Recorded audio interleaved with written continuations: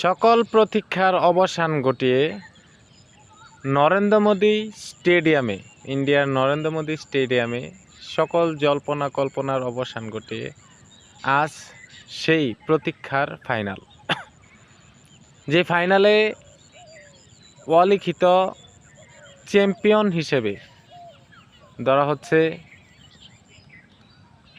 India cricket টিমকে, যারা গত টি-20 বিশ্বকাপেও তারা চ্যাম্পিয়ন হয়েছিল।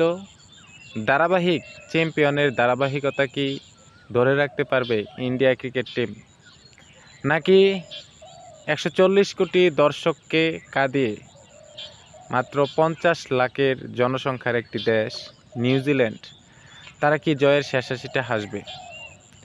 আজকের ম্যাচে আমার কাছে মনে হচ্ছে অলিখিত চ্যাম্পিয়ন ইন্ডিয়া। আসলে ইন্ডিয়া ফাইনালে উঠেছে চ্যাম্পিয়ন হওয়ার জন্য।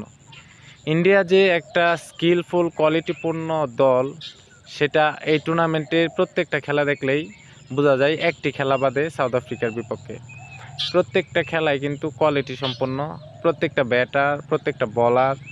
আর জাসপ্রীত বুমরার কথা কি বলবো, পুরো টুর্নামেন্ট জুড়ে আউটস্ট্যান্ডিং পারফরমেন্স করেছে।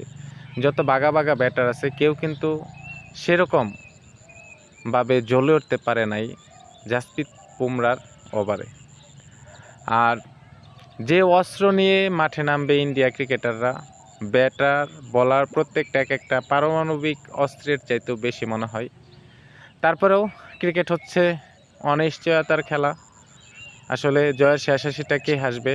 আর এই ফাইনালটি দেখার জন্য চোখ রাখতে হবে টিভির পর্দায়, মোবাইলের স্ক্রিনে। আজ বাংলাদেশ সময় ঠিক 7টা 30 মিনিট।